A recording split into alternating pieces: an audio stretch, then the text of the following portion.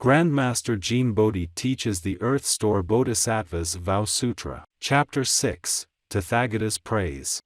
Hello, everyone. Let's continue studying the Earth Store Bodhisattva's Vow Sutra. Chapter 6, Tathagata's Praise. At that time, Sakyamuni Buddha was teaching in the Trayastrimsa heaven. He emitted great illumination, and all the worlds were illuminated. With a tremendous voice, he advised all Buddhas and Bodhisattvas. There were many Buddhas, Bodhisattvas, dragon-like beings, ghosts and deities. There were countless beings. That's why Buddha used his Dharma power to give out great illumination and a tremendous voice, so everyone can hear him clearly. Buddha said, "Listen as I now praise and acclaim Earth Store Bodhisattva for how he rescues all suffering beings with extraordinary compassion. After my nirvana, all you bodhisattvas, heavenly beings and ghosts should employ many skillful means to guard and protect this sutra, helping all sentient beings to attain the bliss of nirvana."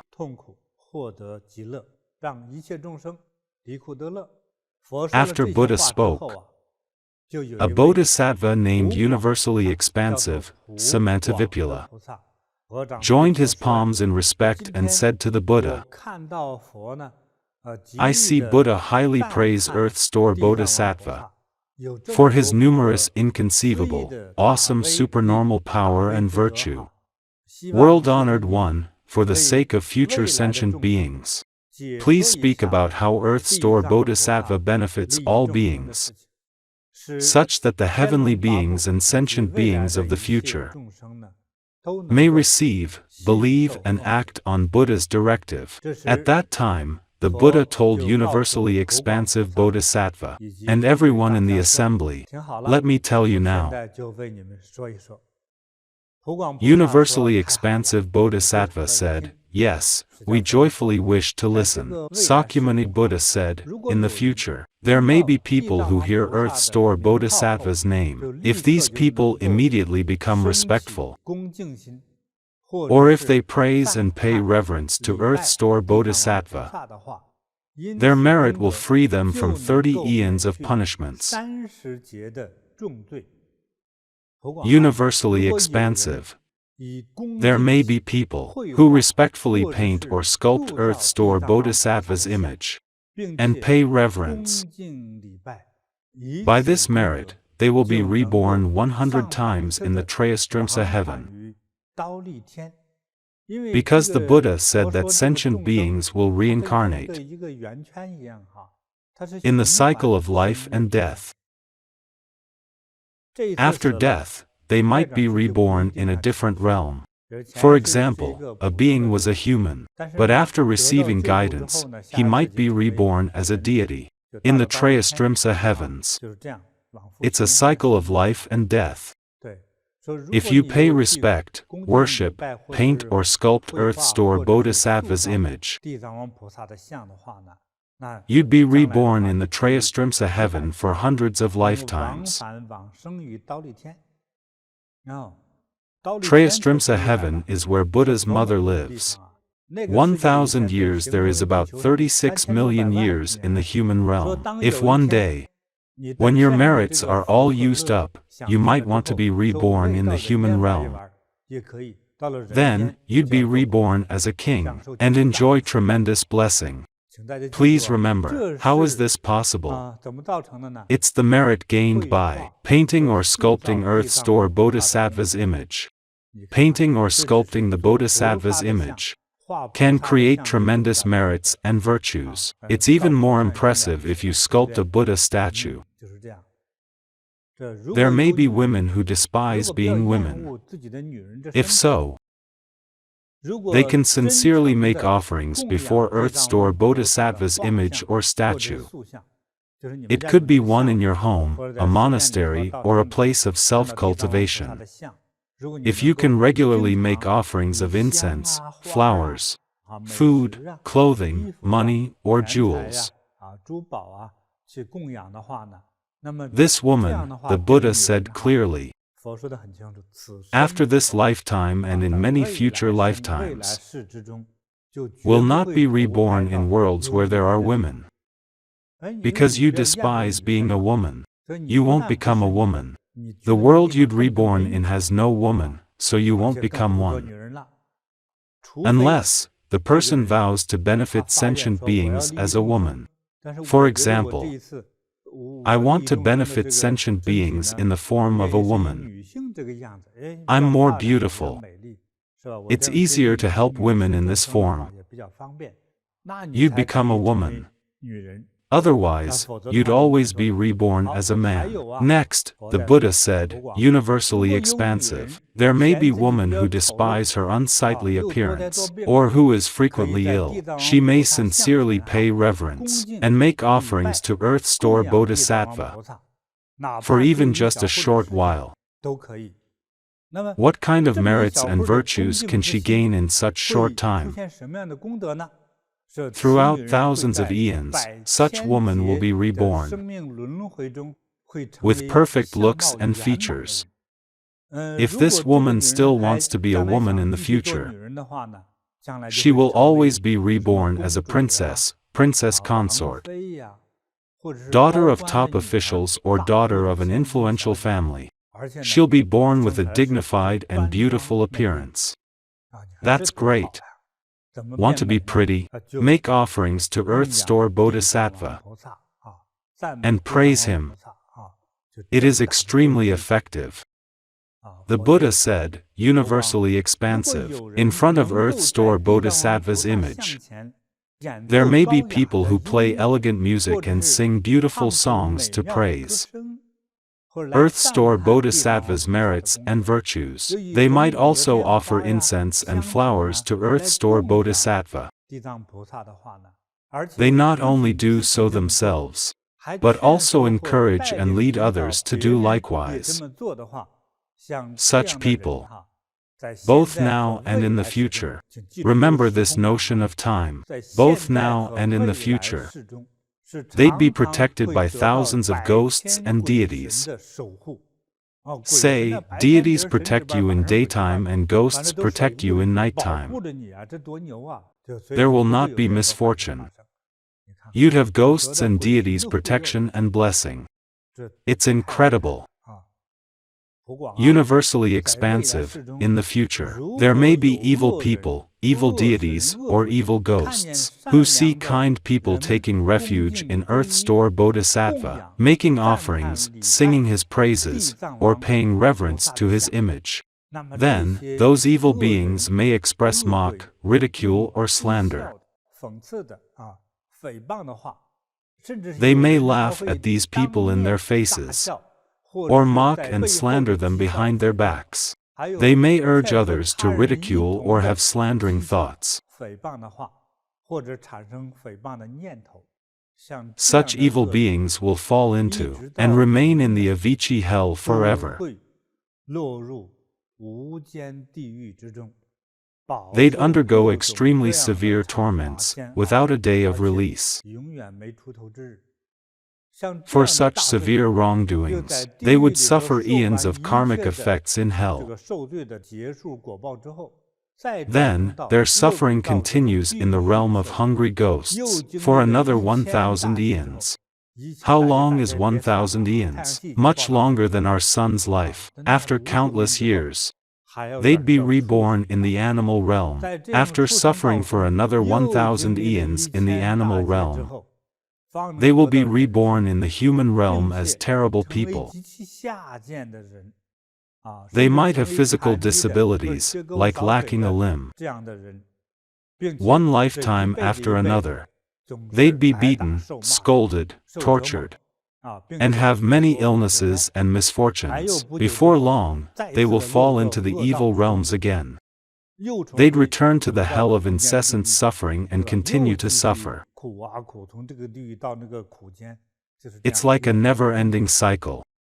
Therefore, universally expansive, ridiculing and slandering people who make offering and pay reverence to Earth Store Bodhisattva will result in great karmic effects.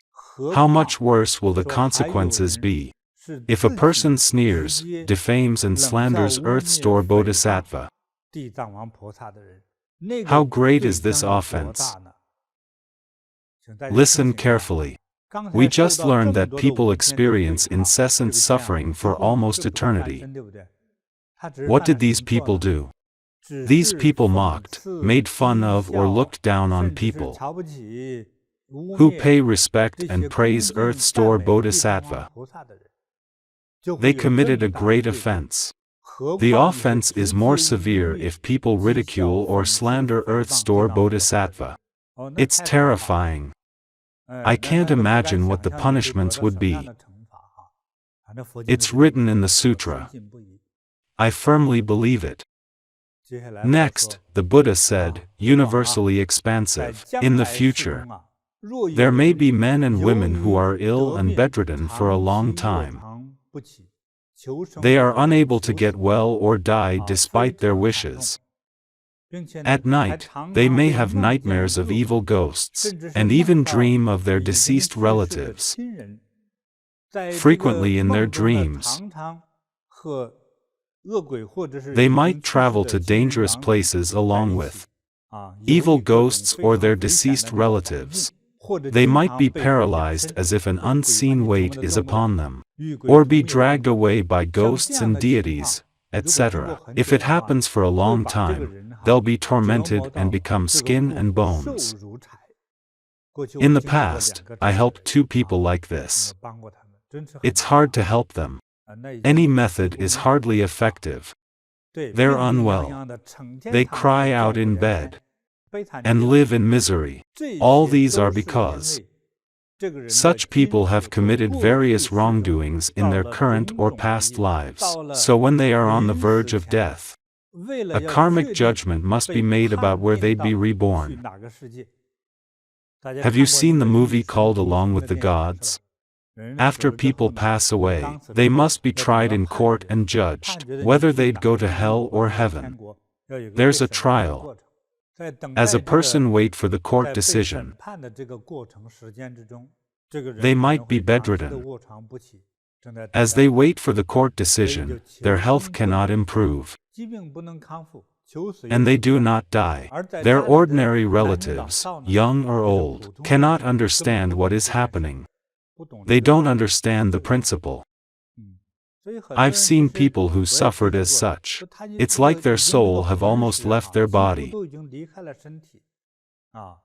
They should have passed away, but they couldn't. From a medical perspective, they have heartbeat and brain activity. They are considered as alive, but they cannot recover. They can't get well. There are people in such situations. Hence, in such situation, the family members should read this sutra aloud once.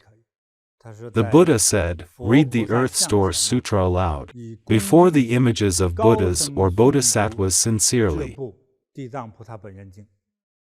Read it out loud. They may also make an offering of the sick person's beloved possessions, like jewelry. Nowadays, it could be the person's beloved cell phone or keepsake. It could be clothing, manners, or houses. They should loudly declare in front of the sick person, because they might not be able to hear clearly in that state. I, so-and-so, will reverently read the sutras to you in order to rescue you. Speak loudly. In the presence of the sutras and images of Buddhas or Bodhisattvas, I, so-and-so, give these items on behalf of this sick person to make offerings to images of Buddha and Bodhisattvas, to construct stupas and monasteries, to make light offerings, or to donate to the Sangha. Say the declaration 3 times such that the sick person can clearly hear it. The sick person might be severely ill, unconscious, or has breathed their last breath. It's best to read the sutra loudly for 1 to 7 consecutive days. After this person's life ends, he will be relieved of his past wrongdoings, even the heinous crimes that lead to punishments in the hell of 5-fold incessant suffering. He will forever be relieved. Wherever he is reborn, he will know his previous lives. The cause and effect. The Buddha said, if people frequently copy this sutra in writing, or ask others to do so on their behalf, sculpt or paint this bodhisattva's image personally, or ask others to do on their behalf,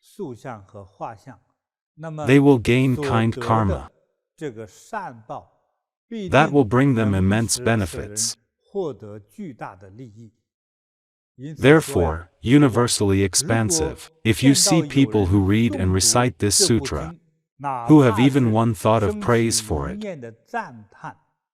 you should use skillful means to encourage these people to keep their diligent mind, and must not regress. Thereby, they will attain inconceivable merits and virtues in both the present and future. Furthermore, universally expansive, in the future, sentient beings might dream of ghosts, deities, and other forms of beings. They might have dreams about ghosts, deities, or other strange-looking beings. Some are sad, some are crying, some are worried, some are mourning, some are fearful or terrified. These ghosts or forms are that person's relatives from their past life. It might be their fathers, mothers, brothers, sisters, spouses, uncles, nephews, nieces, other relatives or loved ones. These beings are in the evil realms and unable to leave. They have no way out. So they came to your dream asking for your help. Universally expansive. Encourage such people to do various good deeds, to free their deceased relatives from the evil realms. Universally expansive. Use your power to help them, such that the living people can personally read this sutra aloud sincerely, before an image of Buddha or Bodhisattva. Who should read the sutra? People who have such dreams. An illiterate can ask others to read on their behalf. After reading the sutra for 3 to 7 times, the relatives in the evil realm should be liberated. What a powerful sutra! Just by reading it aloud, you'll be able to liberate your relatives from sufferings in hell. It brings immense merits and virtues. After reading the sutra, the relatives in hell will be liberated and you won't have such dreams anymore. They are freed. Maybe they'll be reborn as divine beings or to a respected and wealthy family. Universally expansive. In the future, there may be people of the lower classes, slaves, maids, or other people deprived of freedom, restrained or restricted. These people may realize that they are undergoing the consequence of their past karma and wish to repent. They should pay reverence to an image of Earth Store Bodhisattva for 1 to 7 days, chanting Earth Store Bodhisattva's name. Instead of reading the sutra, they can chant his name a full 10,000 times. When such people's karmic debt is paid in this lifetime, for millions of future lifetimes, they will always become respected and wealthy people, and will not suffer in the 3 evil realms again. It's excellent. If you don't read the sutra, you may chant Earth Store Bodhisattva's name. Chanting Earth Store Bodhisattva's mantra brings even greater results. The Buddha said further, universally expansive. Newborn infants will be born into every class. The infant might be a boy or girl. In the first 7 days of their birth, the family should read this sutra and chant Earth Store Bodhisattva's name 10,000 times. On behalf of the newborn, please remember.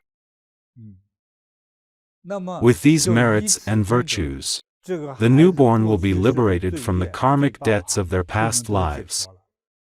Naturally, their present life will be smooth, happy, healthy, long-lived, wealthy and auspicious. They'll have everything.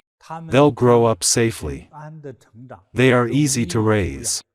Their lifespans will increase. If the infant was born a blessed person, these merits and virtues will help them to be healthier and increase their longevity. It's better than ever. Universally expansive. There are 10 observance days each month. On the Chinese lunar calendar, the days are the 1st, 8th, 14th, 15th, 18th, 23rd, 24th, 28th, 29th, and the 30th. In months with 29 days, the last 3 days are the 27th, 28th and 29th. On the 10 observance days, the offenses of sentient beings will be assessed. For sentient beings, every action and every thought generates karmic debts inevitably. How much more so when they intentionally kill, steal, and have offenses of sexual misconduct, false speech and other wrongdoings. Almost all sentient beings' actions and thoughts stem from their intentions to benefit themselves or fulfill their selfish desires. For example, beauty, money, power, fame, etc. While fulfilling these desires, we sometimes end up hurting others and creating sin. If they are able to read this sutra aloud once, in front of the Buddhas and Bodhisattvas, it will be auspicious and peaceful, within 100 yojanas surrounding their residence. Their family members, young or old, male or female, will stay away from the evil realms for thousands of years. It's extremely auspicious. If they read this sutra once on each of the 10 observance days, their family will not suffer from sudden severe illnesses and will have a fortunate and abundant life. Excellent. Therefore, universally expansive, you should know that Earth Store Bodhisattva used immense and inconceivable supernormal powers to benefit sentient beings. The sentient beings on Earth have great karmic connection with this Bodhisattva.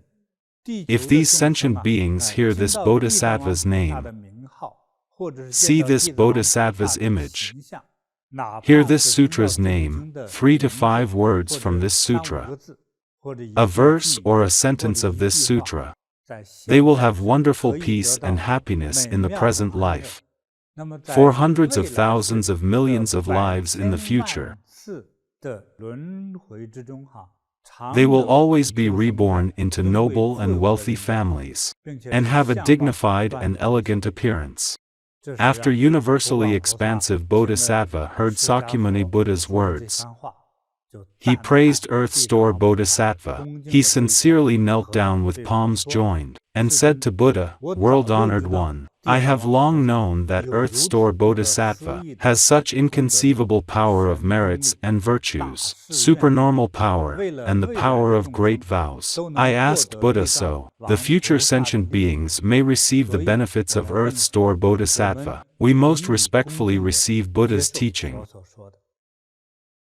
Universally expansive Bodhisattva asked, World-honored one, how should this sutra be named? How should we propagate it? The Buddha told universally expansive Bodhisattva, this sutra has 3 names. The first is called Earth Stores Vows. It is also called Earth Stores Deeds. And it is also called Earth Stores Vows and Deeds. We usually call it Earth Store Bodhisattva's Vow Sutra, or the Earth Store Sutra for short. Because this Bodhisattva has made such profound vows throughout many long eons to benefit sentient beings. This refers to Earth Store Bodhisattva. All of you should propagate this sutra in accordance to Earth Store Bodhisattva's great vows. After hearing this, universally expansive Bodhisattva joined his palms in respect, paid reverence and withdrew. This marks the completion of Chapter 6. Question 1. To earn merits, may I paint a portrait of the Buddha? Master, I have a concern. Painting and sculpting a Buddha or Bodhisattva's image sounds amazing, but what if I'm bad at painting? My painting might disappoint the Bodhisattva, so what should I do? If you're not good at painting, don't paint yourself and commission the painting. In modern times, you can sincerely purchase a fine painting or beautifully printed image of the Bodhisattva. If you have an opportunity to sculpt a statue, take this opportunity. Don't do a bad job yourself. You'll end up disappointing yourself and others. It's hard for people to be reverent. A Buddha or Bodhisattva isn't ugly. If you made an ugly image, there's a sin to a certain extent. It's better to commission the portrait. It's difficult to portray a Buddha. I've come across many people who portray Buddhas or Bodhisattvas as a hobby. I know someone who paints out of kindness. Every time we met, he'd gift me with a Guanyin Bodhisattva's portrait. I chose not to worship his works, because I have better portraits. Instead of worshipping, I stowed his painting in my collection. A Buddha or Bodhisattva portrait used in worshipping has strict requirements. For example, the requirements begin half a month or a month before. A painter or sculptor begins his work. The artist might not be ordained, but he must refrain from sexual activity, eating meat, and eating after noon. There are many requirements. Also, they have to bathe and wear clean clothes all the time. In the past, there was no such thing as face masks. The artists intentionally covered their noses and mouths with a piece of cloth. It prevents their saliva from staining the portrait. That would be a disrespectful act. We breathe through our mouth and nose. Our breath is considered foul. Buddha's breath is considered as pure. So we must not contaminate him. Many high standards must be met to create a transcendental portrait. The artist had special training, because portraying a Buddha is different from other human beings. Many art school graduates portray a Bodhisattva with a young lady's features. That is incorrect. When painting a person, you portray human beauty. A portrait of Buddha contains elements of solemnity and sacredness, unseen in human portraits. A Buddha may be portrayed with a heavier or skinnier body type, but the real beauty lies in the implicit countenance. It communicates the presence of the Buddha and awakens one's reverence. That's why it's best to leave it to the professionals. The portraits made by amateurs lack sacredness and can't awaken one's reverence. That's all I want to say. Thank you, Master. Question 2. What does it mean to be diligent? Master, the sutra mentioned that women who despise being women may make offerings to paintings or statues of Earth Store Bodhisattva. They could diligently offer incense, flowers, food, clothes, money and treasures, etc. Master, it said we must be diligent every day. What should we be diligent in? You may be diligent in many aspects. The sutra mentioned diligence when making offerings giving alms or donations, practicing chanting, and going to monasteries. You can volunteer there frequently, helping with cooking, etc. Another aspect people might ask about is diligence in self-cultivation. It would be excellent if you have an opportunity to cultivate Buddha Dharma. If you don't have this opportunity, you can practice chanting and volunteer at a place of self-cultivation. Furthermore, your mind should be in a state of reverence and offering. When your reverence and offering peaks to the utmost, your view on everything changes. You will develop compassion and solemnness, which give rise to energy and wisdom. This energy powers your daily life. Let me give you an example. Some people wake up unwillingly in the morning. When they get up, they feel tired. Even washing their face and brushing their teeth are arduous tasks for them. If you got up feeling tired, what about doing other work like making breakfast? Volunteering at a meditation center, or serving food to master? You'd say, I'm so tired and I still need to greet visitors. The monastery and the master value you, but you say, I'm so tired and they still make me greet visitors. This is an example of no reverence. With reverence, you don't feel tired. You'll get up feeling, I'll self-cultivate diligently and gain merits. I'll take care of master. What else can I work on? If your reverence arises every day, you don't feel tired at all. When it's time to go home, you feel like you still have energy to do extra work. Is there more things I can help with? This is with dedication. In Japan, there was a successful businessman who worked 16 hours every day. When he was asked if he ever felt tired, he said no. He didn't felt like he's working. He said he enjoyed what he was doing, so he wasn't feeling tired. He wasn't working for salary.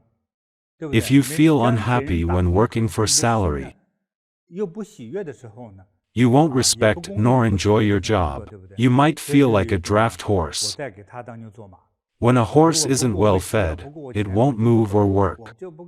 You're making yourself a working animal or a slave. When you enjoy what you do, you always give your best, because you treasure every opportunity to work. That explains why you don't feel tired.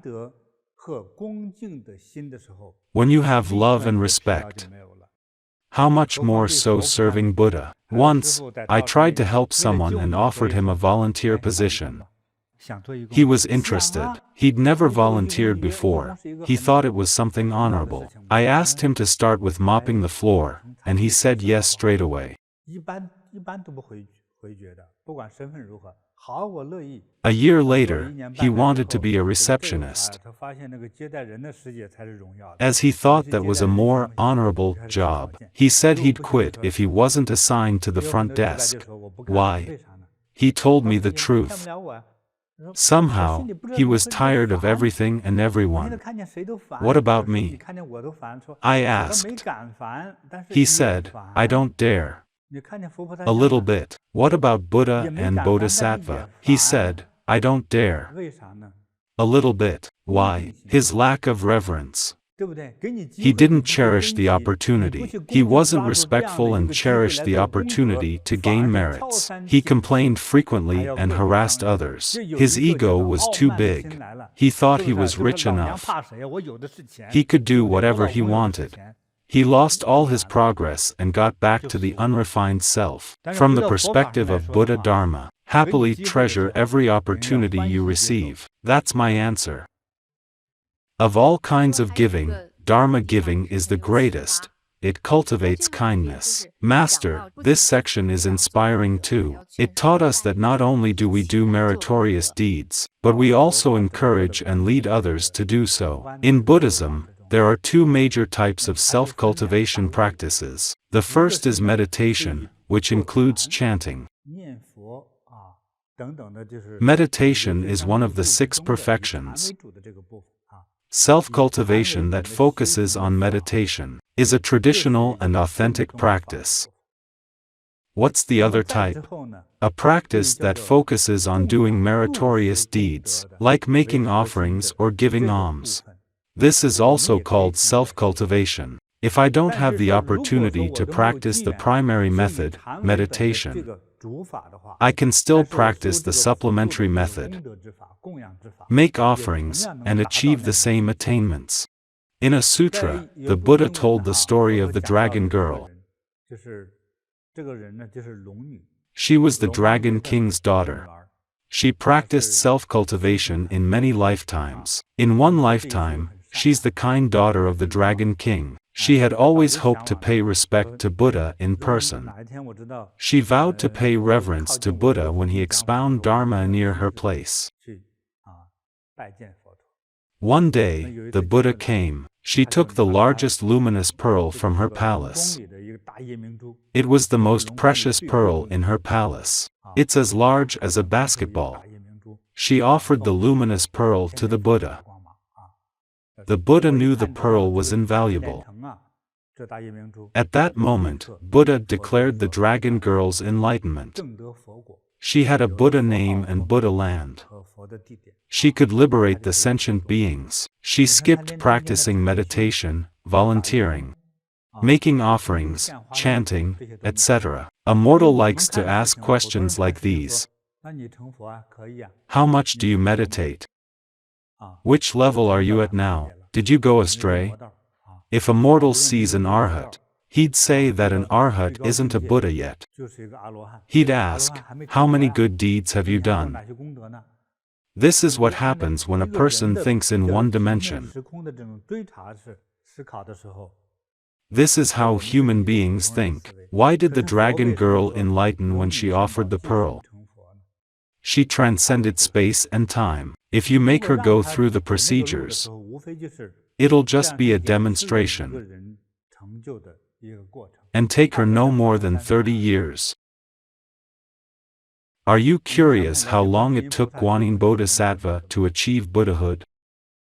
Just 1 to 2 years, that's it. Sometimes, self-cultivation is different from making preserved vegetables. In many industries, people often think that an older worker has more skills. Correct. It takes time to accumulate experiences and hone skills. When it comes to achieving enlightenment, time is not always of the essence. When karma makes you ignorant and foolish, you won't become enlightened even if you practice for 50 years. You won't obtain the fundamental and ultimate wisdom. Let's say there is an exam. Some people might meditate diligently. After 50 years of hard work, they pass elementary school exam. Others meditate for 7 days and graduate high school. Some meditate for an hour and get their doctoral degree. Buddha Dharma is extraordinary. It depends on the self-cultivation and merits you've accumulated over lifetimes. You have never practiced meditation, but if you do immense meritorious deeds, you'll get your Buddha Dharma, PhD, in 7 hours. Accumulation is the key. Life is a never-ending cycle, and your positive and negative energy forever follow you. That's why it only took Guanyin Bodhisattva 1 to 2 years to be able to hear all cries of despair. I must save him no matter how far away he is. No matter which world he's in, I must rescue him. I must rescue him. If I can't, I'll rescue him in the next life, by any means necessary. That's why Guanyin Bodhisattva can take any form. She can even transform into wrathful manifestations, King Yama, Mahakala, etc. Guanyin Bodhisattva even manifest as evil ghosts. She used many skillful methods to rescue you from the sea of suffering. That's how it is. If you don't have the chance to self-cultivate using an authentic meditation method, find the three jewel of Buddhism. Like a prominent master. When serving the master, you'll be permeated with his Buddha light. You'll be freed from suffering. You'll not be reborn in an evil realm but the heaven. This is your merits. You don't need to practice. After the prominent master practices, he can enlighten you with a wave of his hand. The dragon girl attained Buddhahood instantly, skipping the mundane procedures. She had enlightened. Look at our life across space and time. To a Buddha, 80 or 100 years are nothing but a blink of an eye. To us, 80 or 100 years take forever. Each day is a long time. From Buddha's perspective, 100 human years flashes by. That's how it is. It depends on our spiritual height. What is self-cultivation? By making offering or providing service to prominent master. The three jewels of Buddhism, you can accomplish attainments. Don't be picky and only serve a master who is enlightened. By following a master who is self-cultivating, you'll be blessed. The blessing is enough for you to live for millions of years in heaven. That's what I always tell people. Question 3. What are the karmic punishments for slandering those who revere and make offerings to the Earth Store Sutra? Master, the Sutra also mentions that it is a great sin when we mock or laugh at those who make offerings to Earth Store Bodhisattva. Why are they great sins? Why are such sins punished so heavily? Could you explain, Master? First, I have wholehearted belief in this sutra. I read this sutra with belief and faith. Buddha tells us the truth and he does not lie.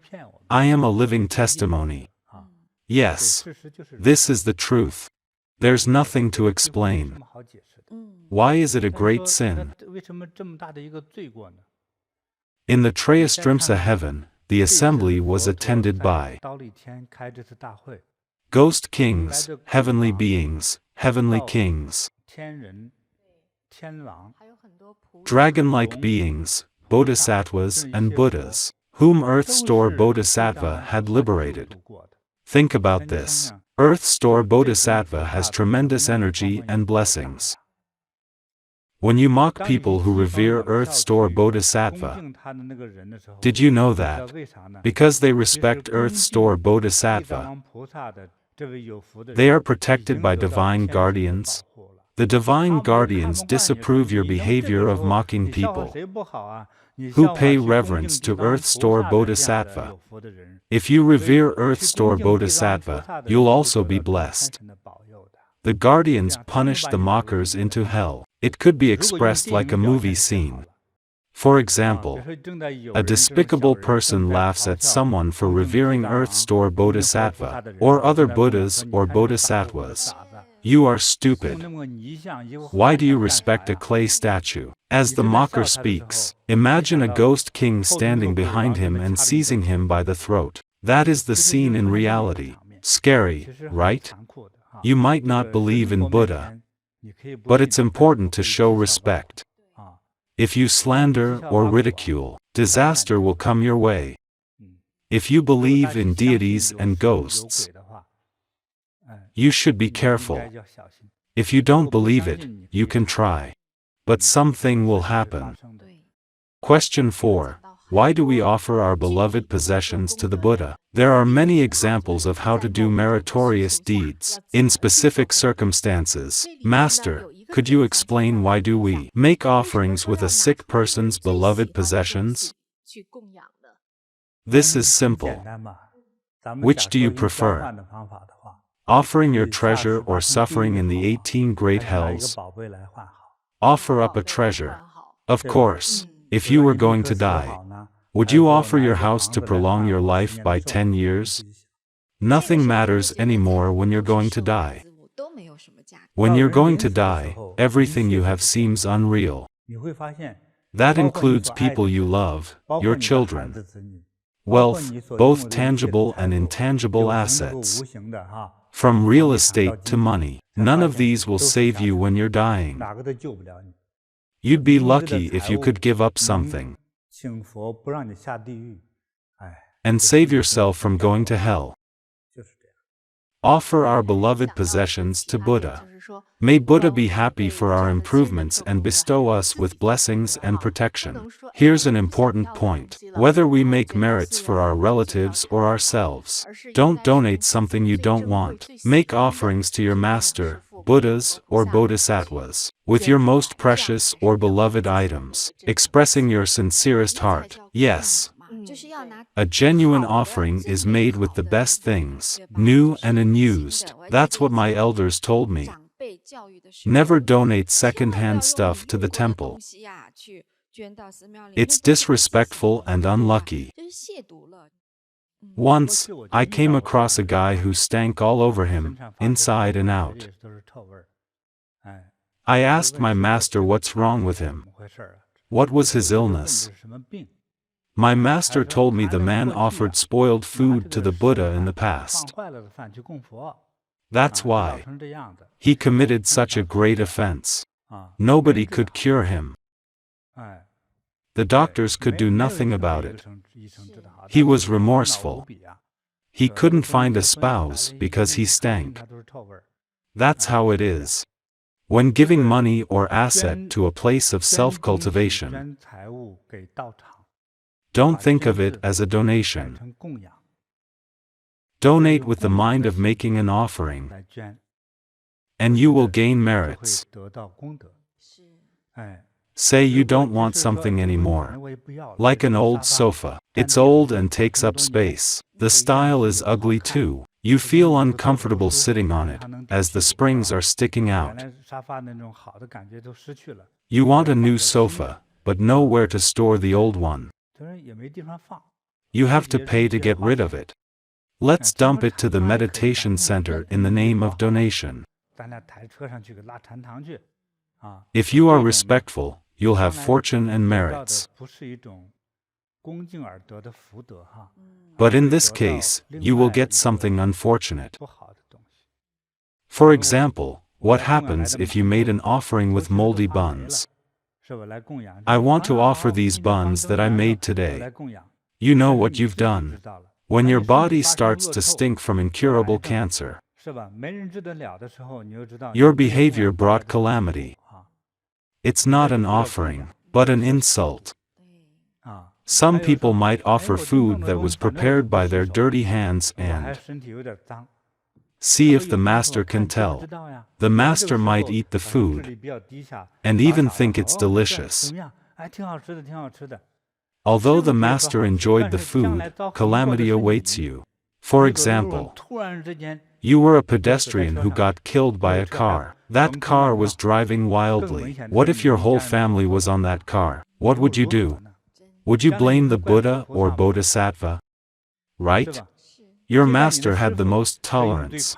He didn't care you made the offering with impure intent and a rebellious mindset. But the divine guardian still punished you. We might be poor, but we must have reverence. When a bowl of leftover rice is all I have, and I offer it, it will bring immeasurable merits. But when I'm rich and I dump garbage in the name of donation, it's sin. It's an offense. Some volunteers at our center do a fantastic job. Some volunteers at our center are excellent. Some got angry, thinking he's the only one working. It's up to you whether you do it or not. When you are given a chance, take it.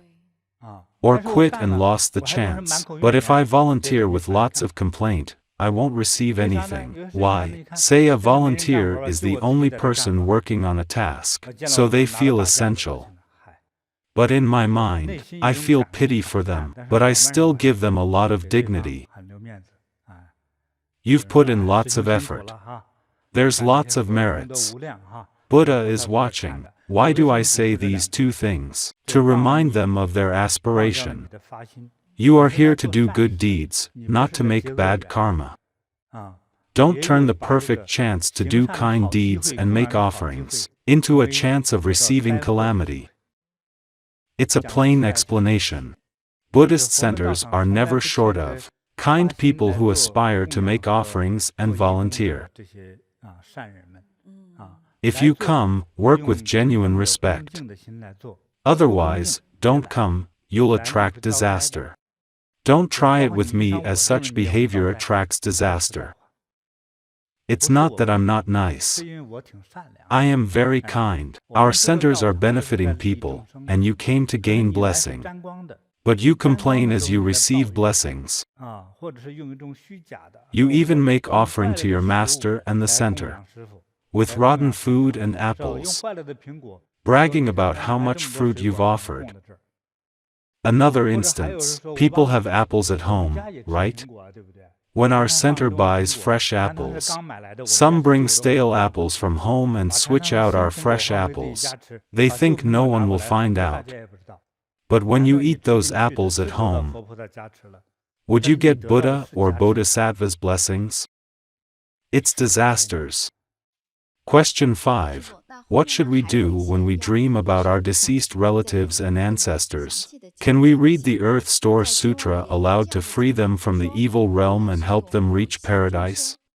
Master, could you explain this section in more detail? The sutra says that in the future, sentient beings may dream of ghosts, deities, and other forms of beings. These ghosts are their relatives who are trapped in an evil realm. Buddha said we should encourage them to do meritorious deeds. They can read this sutra aloud before a Buddha statue. Then the deceased relatives trapped in the evil realm will be liberated. The living people will not dream of them again. We should be grateful to Earth Store Bodhisattva and his awesome supernormal powers. As you read the sutra, he liberates your deceased relatives from hell or evil realms. He has such great compassion. Many would be skeptical about the effect of reading this sutra. Buddhas and Bodhisattvas have great compassion. Thus, they give everyone a solution. Buddha doesn't teach the principles and hell to scare you. No, he is giving you a way of liberation. Someone asked me when hell came into existence. I said, when human came to existence. Human beings are intelligent. They are smart at doing kind deeds, but even smarter at doing bad deeds and harm. So hell came into existence. The Buddha told us a way to liberation. Earth Store Bodhisattva has liberated countless beings, even deities. Some people dream of their deceased relatives frequently. Some people dream of dreary and gloomy scenes. These mean the deceased need help. As their living relatives, we must do good deeds, make offerings, and read the sutra 3 times in their behalf. If you're illiterate and can't read, you can ask others to read. Read aloud, so that your deceased relatives hear it. That's the most important. Buddha has given us a convenient way to liberation.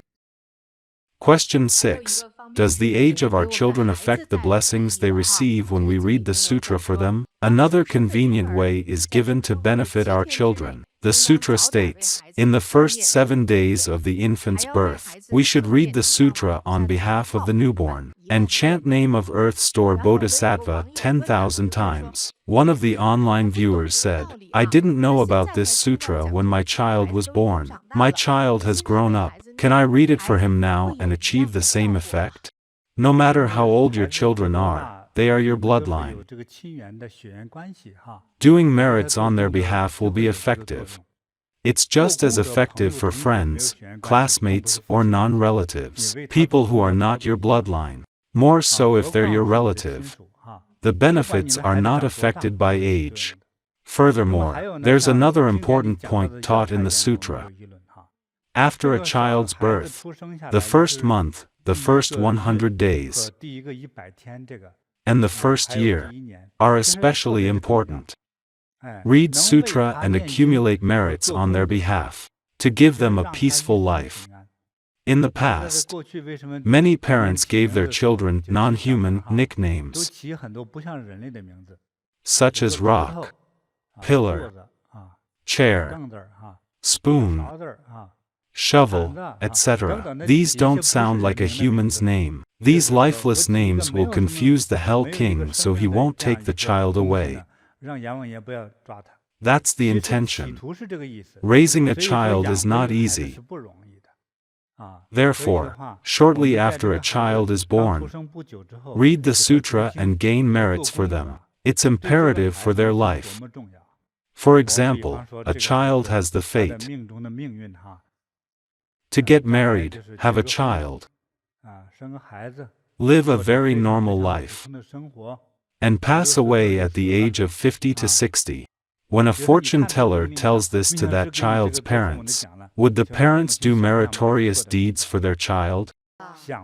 They might wish their child to live to 80 to 100, have a more prosperous, happier life, and have a better appearance and health. They might have many beautiful wishes. When a 3-year-old child looks active and lively, some might lose the ability to walk at 20.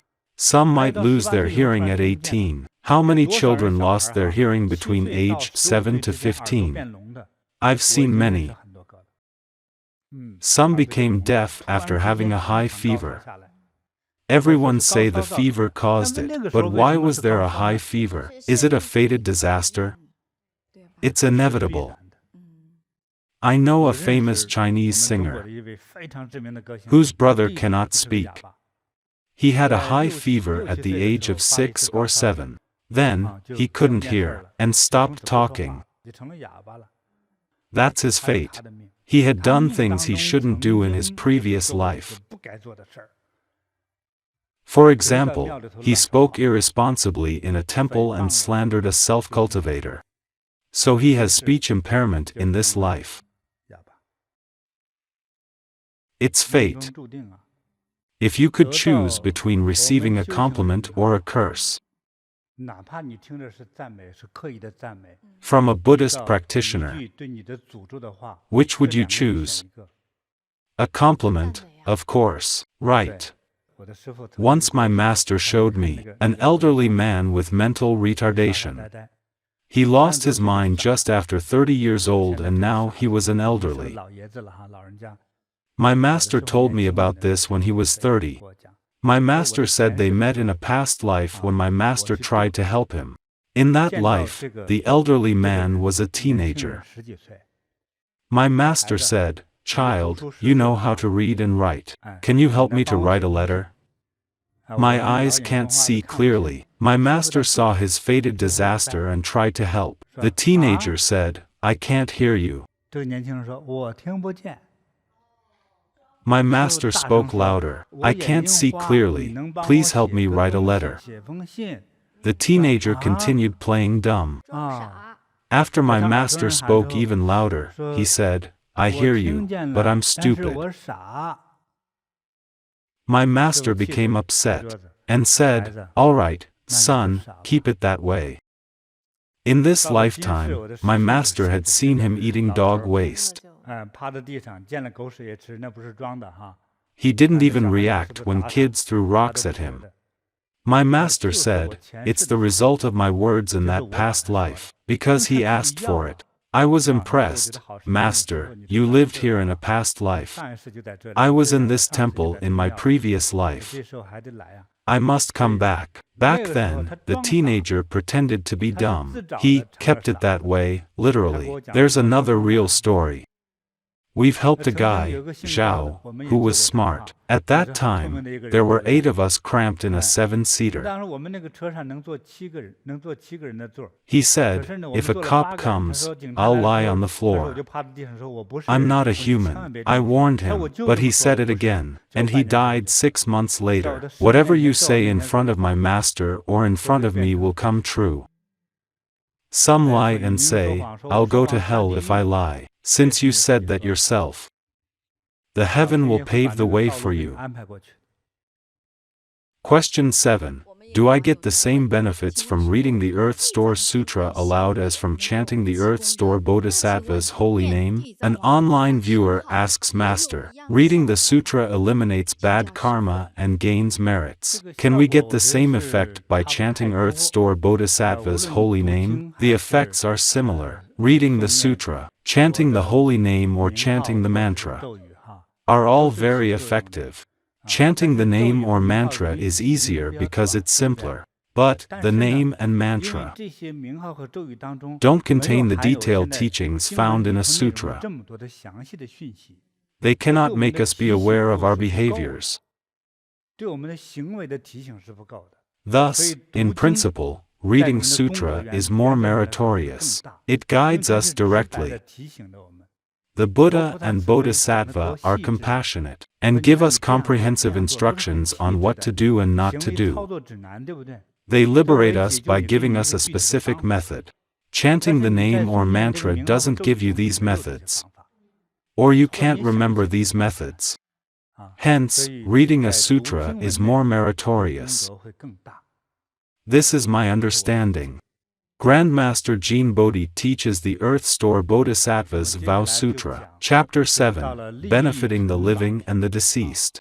Hello, everyone. Hello, Grandmaster. Next, let's talk about Chapter 7, Benefiting the Living and the Deceased. The Earth Store Bodhisattva respectfully said to the Buddha, World-Honored One, I observe that the mental stirring and thoughts of sentient beings on the earth are almost always wrongdoings. After doing good deeds and receiving some benefits from it, they will suddenly regress from their initial resolve, and they're back into the original vulgar state full of greed, anger, ignorance, pride and doubt. If they encounter evil influences, such as the abetting of some bad friends, their evil thoughts and wrongdoing increase.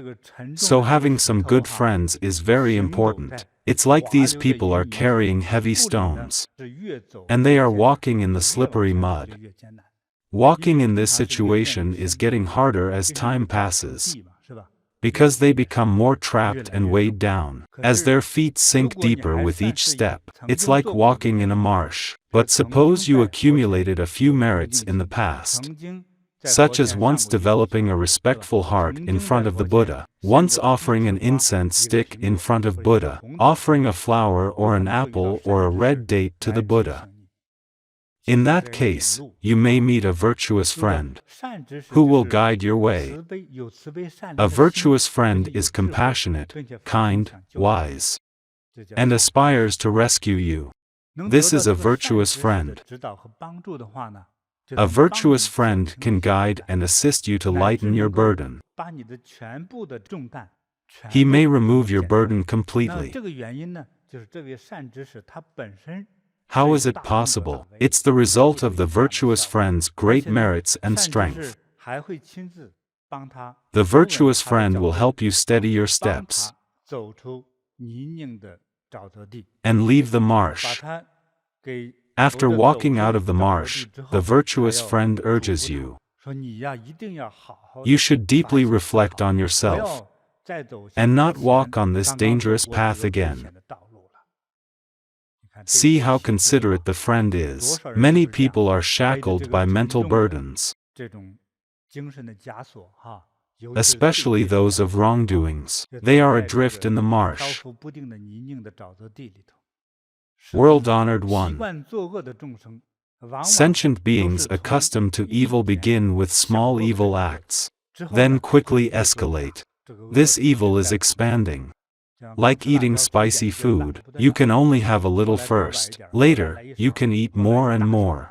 At last, you eat chili directly. Drinking, eating spicy food, and doing bad things are all growing like this. As it develops, they could commit countless severe crimes and get unlimited evil karma. Because these beings have such bad habits, when they are dying, their parents and relatives should earn merits and virtues for them, to help them be reborn in a good place. So the parents and relatives should make merits for them. Otherwise, they will go to an evil realm. On images of Buddhas and Bodhisattvas. For example, 3 noble ones of the West, you'll notice that above their heads, there are things like rui or cloud. It's called a canopy. In some sutras, the canopy is translated as banner. Its real name in China is the canopy. It's used by nobles, such as emperors, princesses, senior officials, or saints. While going outside, they use the canopy for sun, wind, and rain protection. We protect them because they are noble. This auspicious object above their head is called a canopy.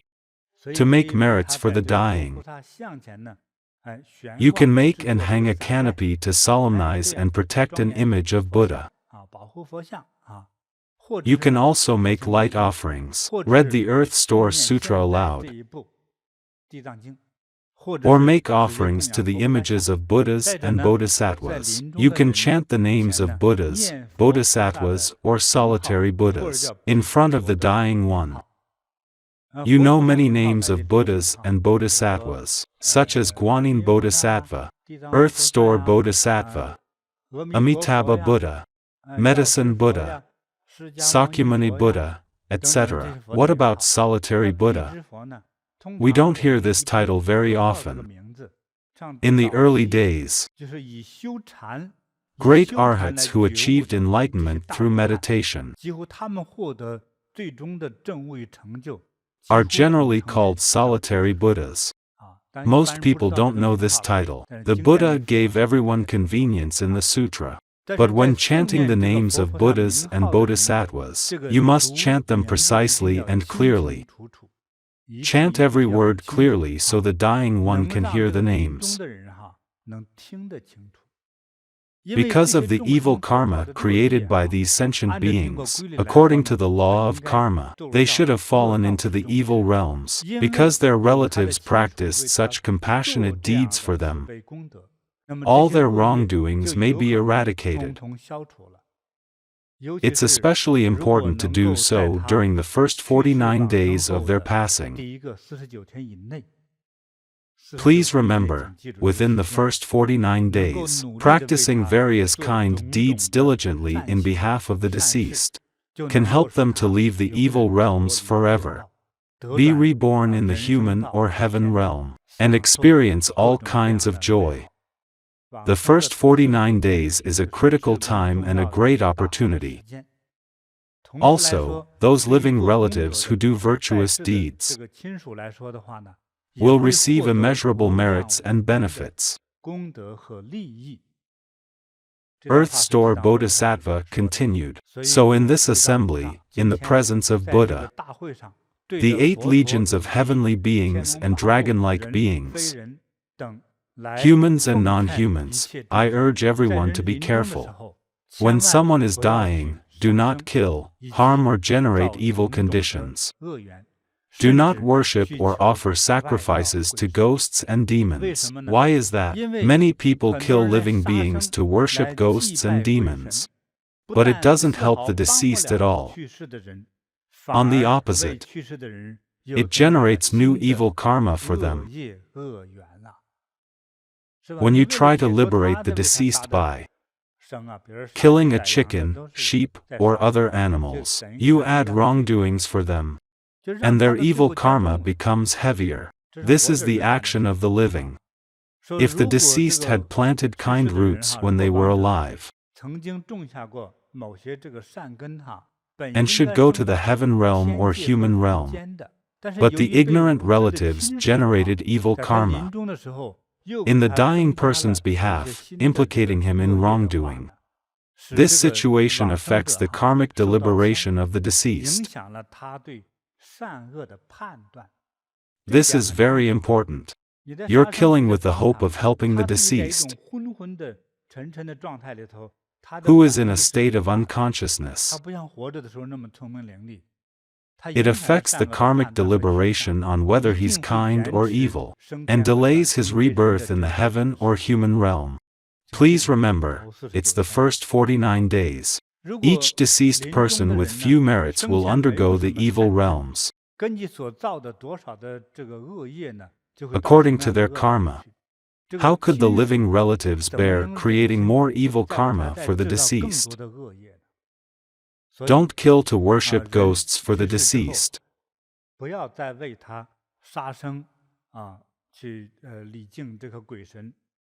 Some places practice such customs. For example, after someone passed away, his relatives would organize a funeral and invite many friends. The deceased may be buried or cremated, but many people come to the funeral for the catered funeral reception. Especially in the countryside, both today and in the past, it still happens in mainland China and Taiwan. To have more people come to the funeral, the reception must include delicious food. It's a genuine concern. So, many people kill pigs or sheep to serve meat dishes to funeral guests. This is how the living generate evil karma for the deceased. It's harmful for the deceased. Such relatives are more of a hindrance than a help. They should be reborn in heaven, but fell into hell instead. Here's another example. Earth Store Bodhisattva said, "It's like a person had traveled from afar. He had been out of food for 3 days and carried a 100-pound load. He was already exhausted. Suddenly, he came upon a neighbor who added 50 pounds to his load and made his burden even heavier. He was dizzy, his legs cramped, and his whole body shivered." The Bodhisattva said, "World-honored one, I see that if sentient beings can follow Buddha's teachings and do just a little good deed, they will benefit from it and accumulate merits and virtues. All your kind deeds will come around to benefit you. It'll be useful in the future." At this point, an elder stood up in the assembly. His name is Great Eloquence. That means he's good at debate. Long time ago, this elder attained complete and pure wisdom that is not born and does not cease. What is this kind of wisdom? It will exist forever. He has almost achieved the pure state of an arhat. His life is equal to the earth or this world. He has no desires, only great compassion. This state is similar to a solitary Buddha. This elder has attained such a state. But at that time, he didn't attend the assembly. In the form of Buddha, Bodhisattva, or Ghost King, he manifested in the form of a compassionate old man, an elder. The elder joined his palms in respect and inquired of Earth Store Bodhisattva, Mahasattva, after sentient beings pass away, their family may cultivate merits and virtues for their sake, offer vegetarian meals to the 3 jewels, and plant virtuous causes. Will such practices help the deceased gain great benefits and liberation?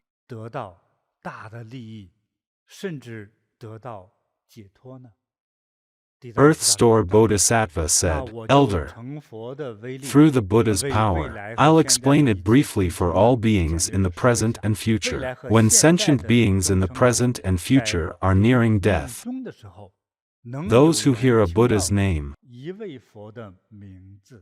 a Bodhisattva's name, or a solitary Buddha's name, will gain liberation, regardless of whether they have offenses or not, and regardless of severity. There may be people who didn't cultivate virtuous causes, but committed many offenses while alive. After their death, their relatives may do good deeds to make merits and virtues on their behalf.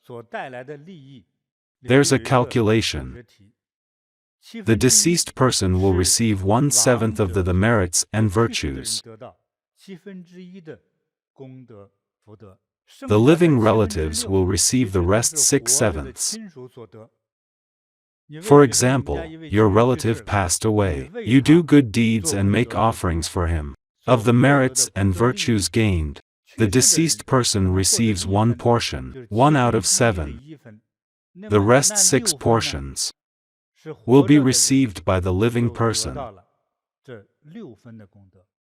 Therefore, people in the present and future who hear this should cultivate merits and virtues for themselves. While in good health, you should cultivate more merits before facing death. This way, you will receive 7/7 merits and virtues. You'll gain 100%. There will be no calculations. When you're dying, the king of hell won't come for you. You'll be reborn in the heaven or pure land directly.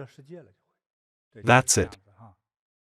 In general, when the living family do kind deeds for the deceased, the living will gain 6/7 of the merits and virtues.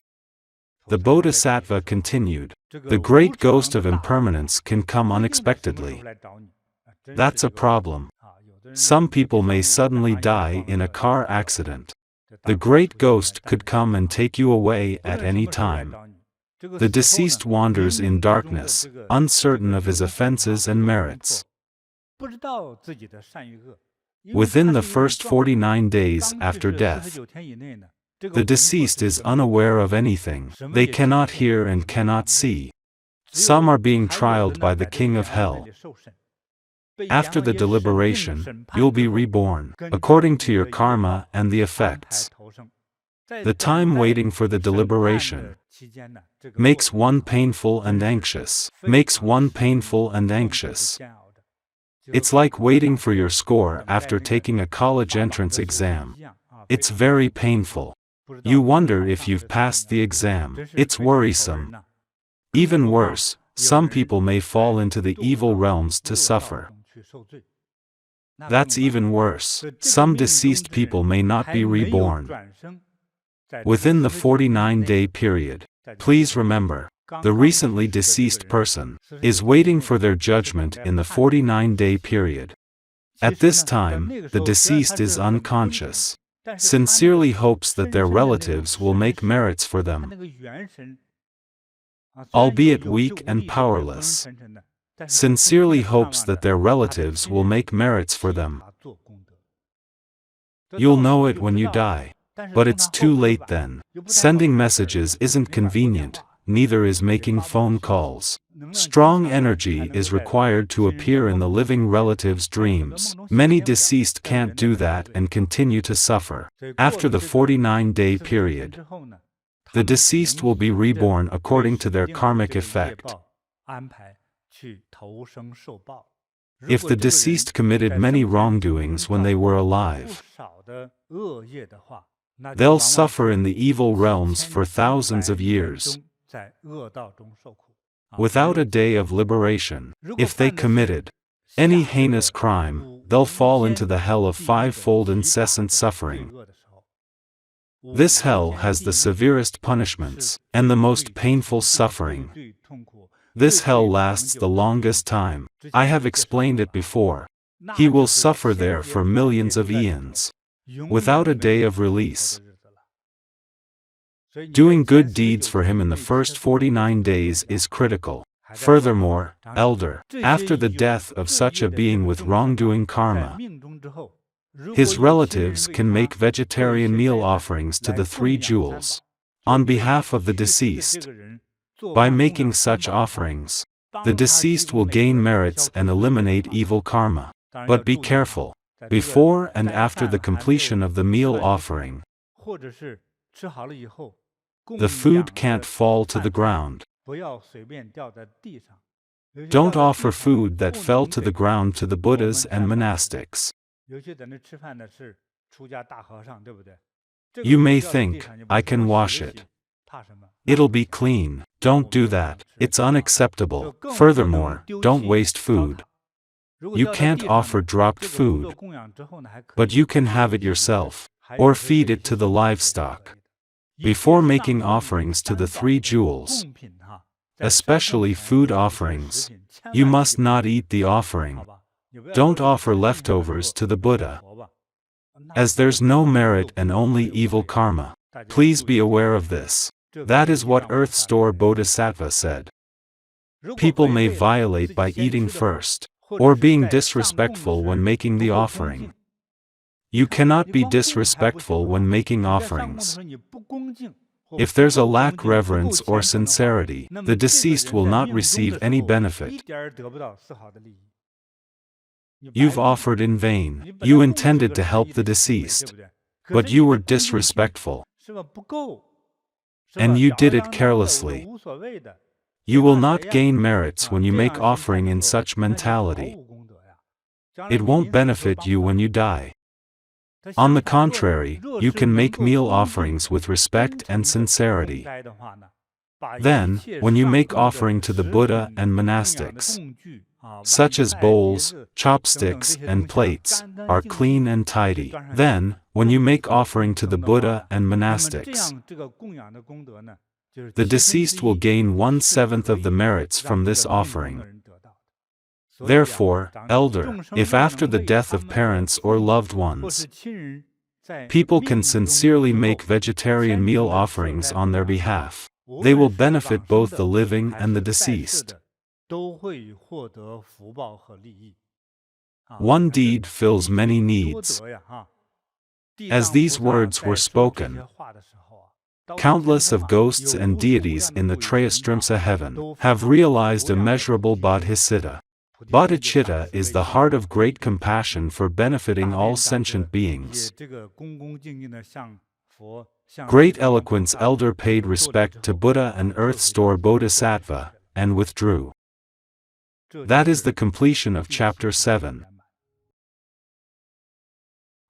Master, at the beginning of this chapter, Earth Store Bodhisattva said the mental stirring and thoughts of sentient beings are almost always wrongdoings. Could you please explain this to us?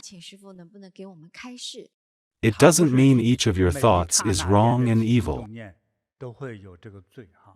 Not that, mental stirrings and thoughts. What does think mean? Making judgments through mental processes, it's how we make a decision. When do we make a major decision? For example, a huge fortune is coming. Or, there's a great chance to do some bad things. It's a good chance to deceive someone or do a good deed and help them instead. First, it's when you stand at a crossroads in life. Second, it's when those opportunities come. When we consciously make a judgment, that's the moment.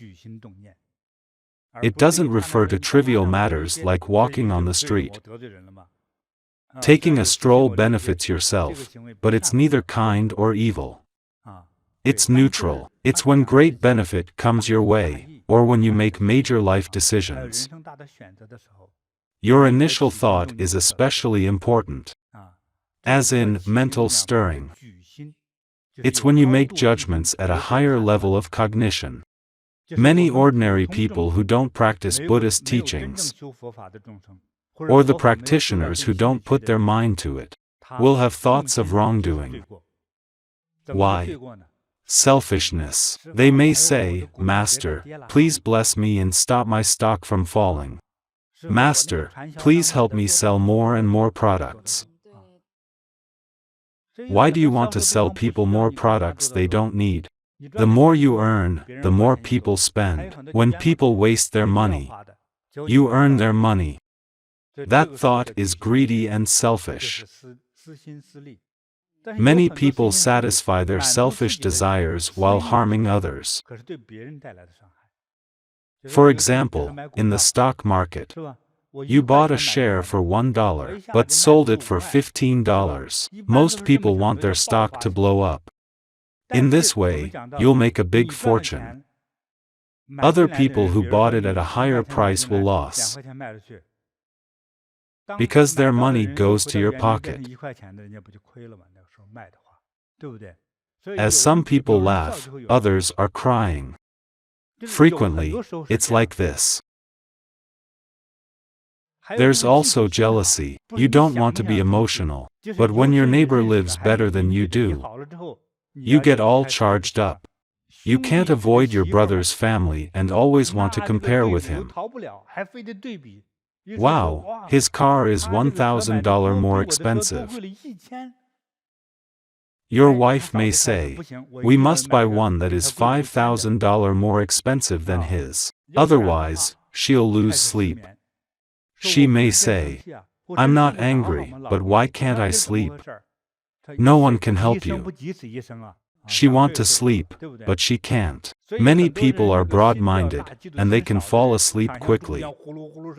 Such people are less jealous. So in this world, in most cases, as you satisfy your own needs, you've harmed others. Question 2. Is it a sin to think evil thoughts without taking? After listening to Master's explanation, some people may say, sometimes we have an evil thought unintentionally, but we don't take any action to hurt others. Is it wrongdoing that such a thought flashed through my mind?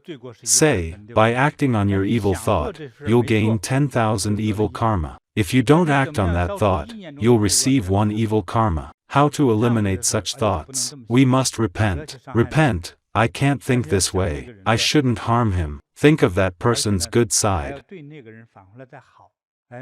Also try to be nice and make amends with him. But don't tell him that you wanted to kill him. Use positive actions to compensate for the wrong thoughts you had. In this way, your evil karma will be neutralized. Thank you, Master. Question 3. How to stay away from bad friends and avoid making bad friends. Some people might begin doing good deeds, but are not in the habit. They could get in trouble when instigated by bad friends. Master, please explain how to avoid such bad friends. If we are already in this situation, how to get out of this bad influence? I think first, you should avoid making friends with them. Speaking of friends, it also includes your brothers, sisters, and family relatives. You may not know what is their inclination or pursuit. Sometimes you know, and sometimes you don't. This includes your relatives and friends, especially friends and the so-called good friends who are non-relatives. When you interact with them, you have to think and evaluate. Many people commit wrongdoings because they have bad friends. They could be cheated to fall into the abyss of sin, costing them their lives, family and fortune. In Hong Kong movies, a bad friend is also called a toxic friend or sucky friend. It refers to a friend who is lousy and a jerk. It's like inviting a hungry wolf to your home. These sucky friends will get you in trouble and destroy you. Many bad behaviors, like stealing, using drugs, prostitution and corruption, are influenced and abetted by friends. The friend may say, it's nothing. Just have fun and don't be too serious. You're young, don't be so old-fashioned. Just try it. Do you think it's a real drug? An example is gambling. Let's play cards to win some peanuts. How could it be gambling? They may say you don't get along, or fit in with your friends. You'll be isolated. I teach you to play cards, but you call it gambling. You're not a friend and such an idiot. They use verbal cues and set many traps. Young people or weak-willed people tend to fall into the trap. They'll do what they shouldn't do and suffer the consequences. I know a pair of brothers. The older brother made his brother bankrupt within a year. The elder brother didn't want to harm his brother initially. The elder brother was rich. He smuggled for a living. Finally, he lost everything. His rotten idea costed their family fortune. Correct. He said, compared to the richest man in the world, our fortune is nothing. To get rich quickly, we shouldn't just keep our money in the bank. Because the interest rate is too low. Why don't we smuggle? The profit is exponential. If we invest 100 million, it will be 200 million in 3 months. Will you do it with me? You're a fool if you don't do it. The honest business can't earn big money. His abetting sounds reasonable, right? There are risks. Risks are exciting. Look at the surfers. They paddle out to surf the big waves. A hero ride on the biggest wave. They have many ways to abet you. When you fall for it, the consequences will be devastating and cost you everything. Many people die from it. I remember a story from when I was a child in Shanghai. It's a similar story. There was a man called Wang. In Wang's village is another man named Gui Li. His name was Gui Li. We called him Gui Li as he was a bad guy. One day, Wang had nothing to do, and a market was held in the neighboring village. Many farmers went to the market to buy or sell produce. The market was held in turns by different villages. Wang went to the market to buy some vegetables. As he just arrived at the neighboring village, he met Gui Li, who was from his village. Li was leading an ox. Li said to Wang, "See, I bought an ox. I need to buy something else. Can you take this ox to your home and feed it? When I'm done, I'll go to your home to get my ox." As they were from the same village, it was common to help each other, even if Wang was unwilling. Wang thought he was just running an errand. He took the ox home and fed the ox. He locked the door so it couldn't run away. But then came the policeman in the afternoon. Because the ox had been stolen, someone saw that Wang led the ox home. The policeman came with the ox's owner. The owner confirmed the ox belonged to him. The ox followed the owner after being unleashed.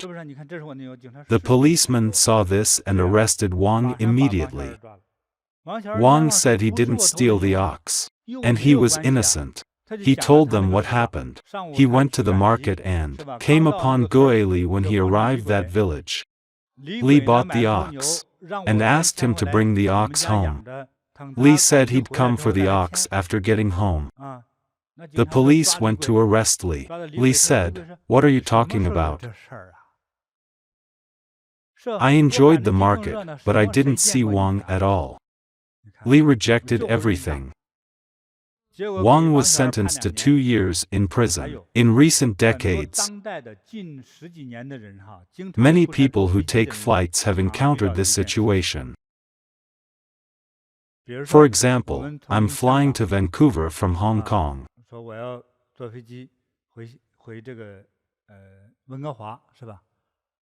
In the boarding area, someone may say, "Hello, you're also going back to Vancouver? I'm holding my kid and so many stuff. Can you carry this bag for me? It's just a bottle and some milk powder." A woman comes for your help. You can see she's overwhelmed by the child. Many people would help. You may sympathize with her. It's just a bag. But after getting on or off the plane, you're arrested for carrying illegal drugs. You are the scapegoat.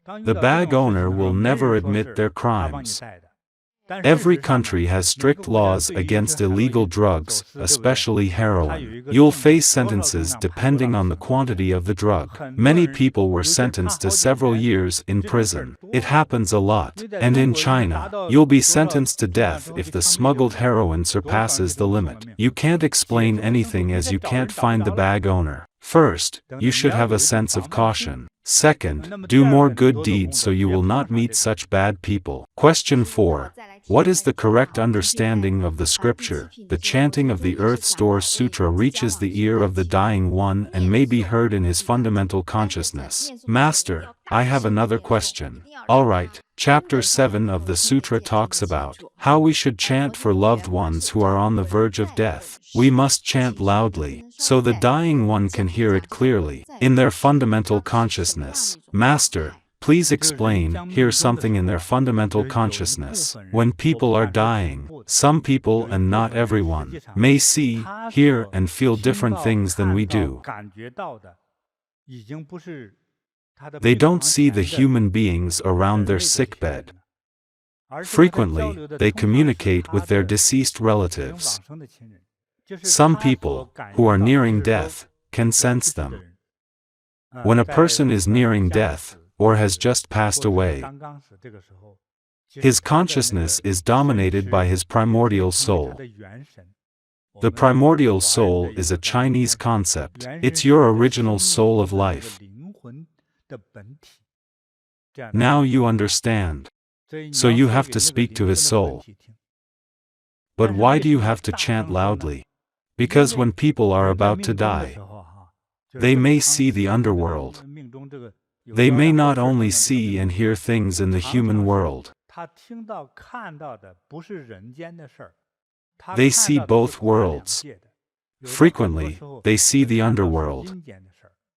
They may see ghosts, or talk to the souls of deceased ancestors. Many may say, the dying person starts to talk nonsense. That's disrespectful. The dying person is talking to his ancestors, or other ghosts. For example, some ghosts may come to settle a score. Some may come to kill, punch, blame him, or irritate and trick him. Demons may also come. It's also common that some people have a flashback of their entire lives in their minds.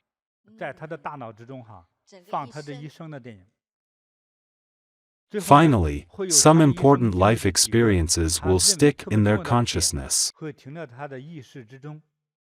The experiences make them angry, moved or emotional. For example, when he was 6, his mother carried him and begged for food during a famine. So the dying person suddenly cries. The people around don't know why. Why are you crying? We don't treat you badly. The world he sees is not the same one we see. At this moment, his fundamental consciousness hears a buzzing sound. It's like a machine vibrating and emitting a buzzing sound, so he can't hear humans' words. He might hear a group of vicious ghosts screaming from torture in hell. It makes him scream as well. He might see an intense fire coming to burn him. The ghost brings fire by waving his hands to scare the dying person. It's troublesome. He'll not be reborn in good places because he is unpeaceful and nervous. You need to find out what makes him nervous. For many Buddhists, when they're dying, they have their belief. No matter what happens, I must keep chanting. I must chant reverently. We had a Buddhist friend in Singapore. When he was dying, he knelt in front of his bed and chanted. He knew he had terminal cancer. His doctors said they could do nothing to help him, and he would die soon. His family helped him get out of bed, and he knelt with all his strength. He chanted in the kneeling position. In fact, he couldn't make a sound, but he was chanting using his mind. Finally, he began to smile, and his cheeks became rosy. The whole family smelled a sandalwood fragrance in his hospital room. It shocked everyone. Although some were atheists or believed in different religions, they all knelt. The fragrance kept coming. Some even heard the sound of chanting and dharma bells. The deceased was my disciple. He was deeply moved and shed tears. Finally, he laid down and passed away in peace. After he passed away, his expression was peaceful. His heart, head and feet were warm. After people die, usually their bodies become hard and cold. But since he was embraced and guided by the Buddha and Bodhisattvas, he died with happiness. He wasn't punished or harassed. He was easeful and passed away in peace. His family used his money to do good deeds in the local temple. His family witnessed his passing and believed in Buddhism. Question 5. The Sutra says, when a person is dying, evil ghosts will transform into his relatives to pick him up.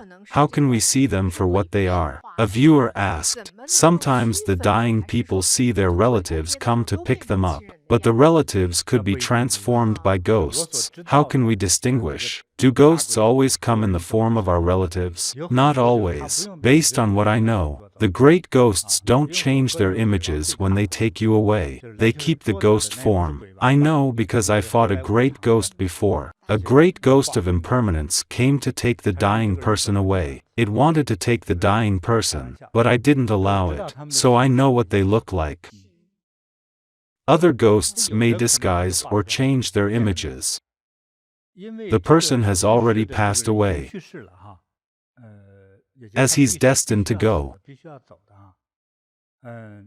Usually, he doesn't have any energy to resist.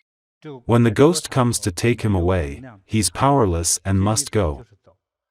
If the king of hell wants you to pass away at 1 a.m., no one can keep you until 5 a.m. The ghosts don't dare be late. If they don't complete their task on time, they will be punished in hell. The ghosts want to do their job as quickly as possible, so they change their images to save time. For example, if you loved your dog, they would change to the dog's image and pick you up. If you followed the dog, you would fall into hell. If you like your brother, the ghost will change to your brother's image. It may use the image of your loved ones. Those ghosts deceive you to do their job easily. When you realize you are in hell, it's too late. If they pulled you on a chain, you might be unwilling to go. They trick you so you'd be willing to go. How can you delay and not leave, when there's chanting and gaining merits and virtues? Say someone wants to see his son for the last time. The son needs 1 to 2 days or a week to come home. We've helped the dying person to wait. The longest time was half a month. In the past, it was hard to buy a plane ticket. The son took several flights and finally arrived in his hometown. Half a month had passed. He talked to his son before passing. He wanted to wait for his son, but the ghost wanted to take him immediately. He yelled, "No! I need to see my son." What should he do? I happened to live in that village then. I helped him by talking to the king of hell. Please give him a few days to live. Just a few days. He's destined to pass. He doesn't have great merits, but he wants to see his son. Please give him 15 days more. One night, half a month later, he saw his son and took his last breath. When his wish was realized, he stopped breathing and closed his eyes. If the deceased has many unfulfilled wishes, his eyes will not close. He resents living a short life and has many regrets. So he dies with his eyes open. If your elder passed away with open eyes, you should do good more deeds for him. You should understand why he didn't die in peace. Please do good deeds and stay away from wrongdoings. Otherwise, the deceased elder could return and bring you to trial before the king of hell. You should have lived to 88, but died at 58. It might happen. At the deceased elder's request, the king of hell may send ghosts to take your life earlier. So please do more good deeds. In fact, when a person is dying, his consciousness is very weak. He can't hear, see, or think. It's like his consciousness is covered up by something. He's like a phone that has run out of battery. He can't send any signals. So how can he make judgments? He can't do that. He relies entirely on his merits, or the merits that his family has gained for him. It works at this moment. Why do we offer light in front of the Buddha? When you light up the lamp, the deceased's consciousness is awakened. His mind is clear. He can differentiate between a Buddha and a ghost. I don't think his choice is important, because he has to be judged by the king of hell. The result of this judgment is very important. When you're taken away, it doesn't matter whether you see a ghost or loved one. The moment you are taken away doesn't decide where you will go. You pass away and line up for your judgment. The 49 days. The Sutra said the living relatives must do good deeds in the 49 days. That's right. Doing good deeds may change his outcome. You can offer vegetarian meal, make offerings to Buddha and other virtuous deeds. Many methods were given. Use the deceased's favorite things and wealth to make offerings to Buddhas and monastics, repair temples or make images of Buddha. Speaking of this, here's something you should know. For example, as soon as a father dies, his children start fighting over the estate. That's terrible, because even the ghost king and the king of hell will be angry at the children. Would they have good fortune? Many people fight in the morning hall. The daughter-in-laws say their share of inheritance are unfair. Some think they did well and took care of the deceased, so they want more. They think those who did nothing got more. Fighting after death is very ominous. First of all, it easily causes the deceased to fall into hell.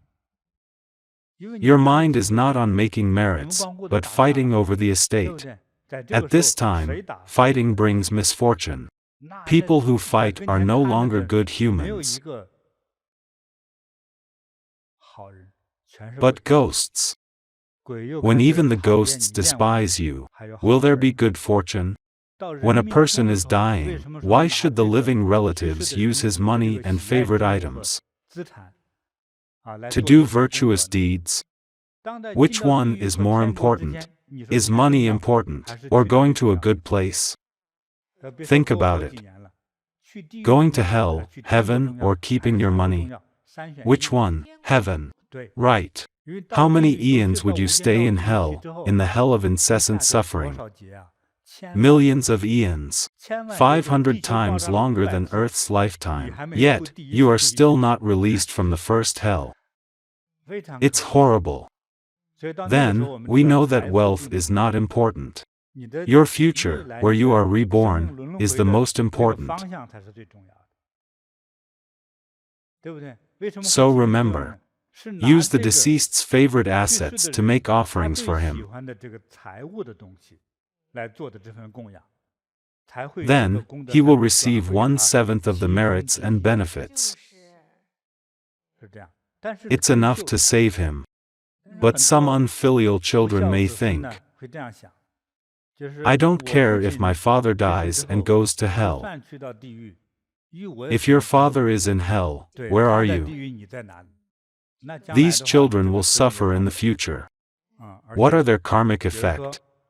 For example, they may always be deceived in business. They may always be cheated on in their marriage. They may be tricked when making friends.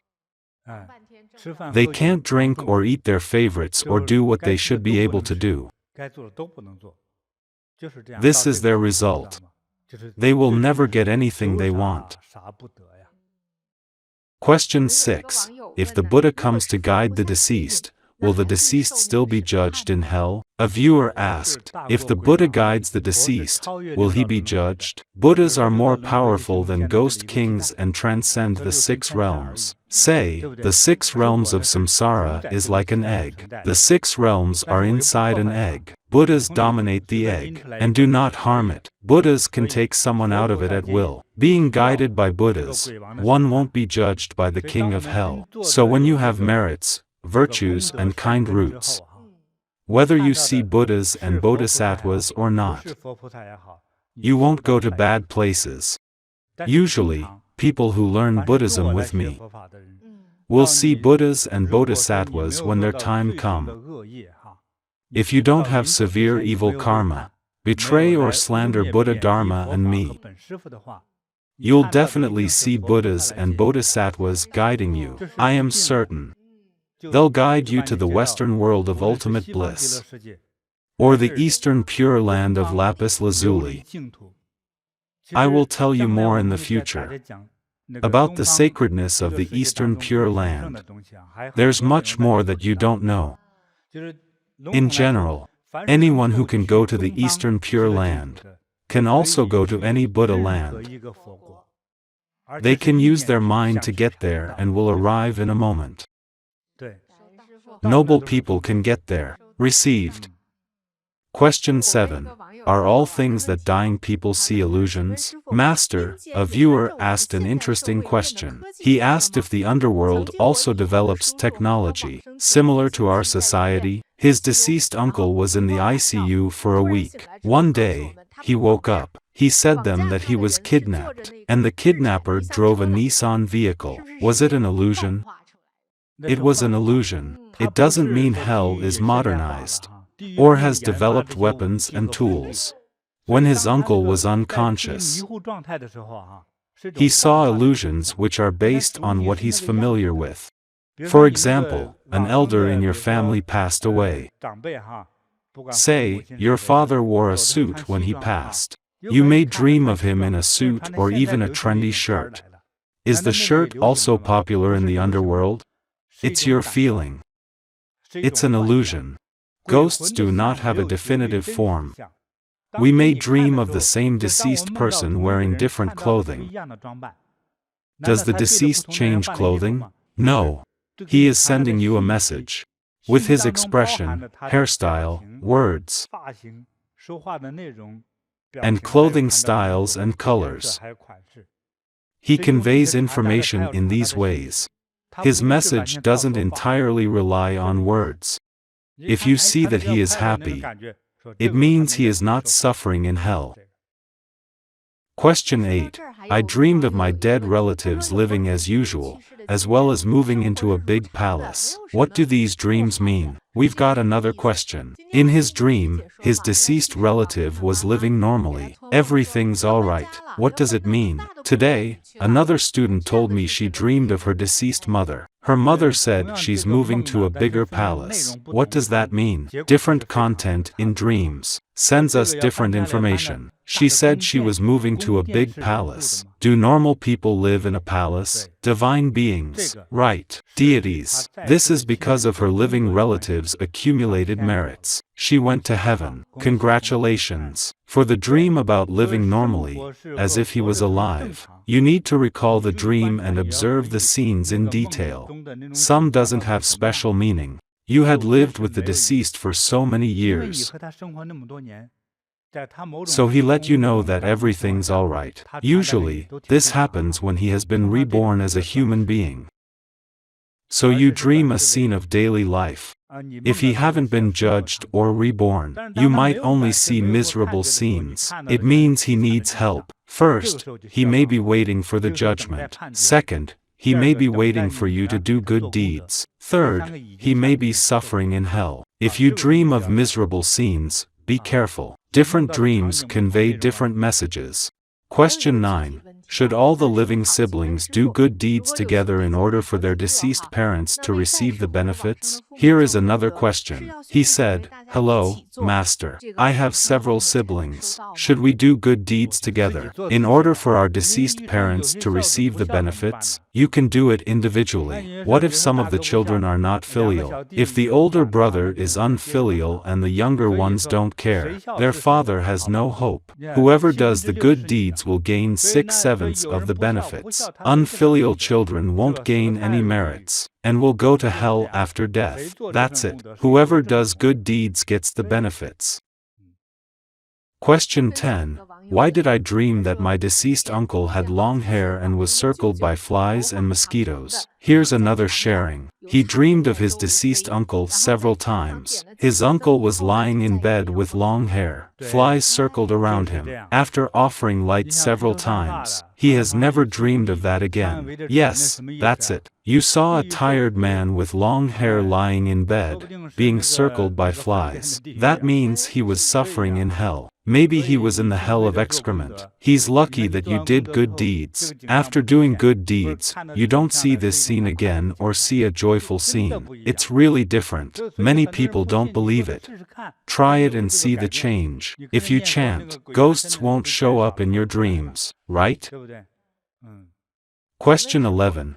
Why did I dream of my deceased relative dying again? Master, I dreamed of my deceased mother dying again in my dream. What does it mean? That's rebirth. She was your relative when she was alive. Then, she became a ghost. A ghost dies and becomes a human again. She became another person. It's good to dream about the death of a relative. Dreaming of a living relative die means they'll live a long life. Dreaming of deceased relatives dying again means rebirth. Yes. Question 12. I dreamed of my deceased grandfather complaining about his leaky roof and asking for some items. What should I do? Here is another question. My grandfather passed away. He told me in a dream that he lives in a 2-bedroom house, but he can only move in 1 room. He also needs umbrellas and fruit, and he misses us very much. I had this dream not long after my grandfather died. Master, is it necessary to do more good deeds for him? Yes, it's necessary. When your dreams include specific needs, they wish for your help.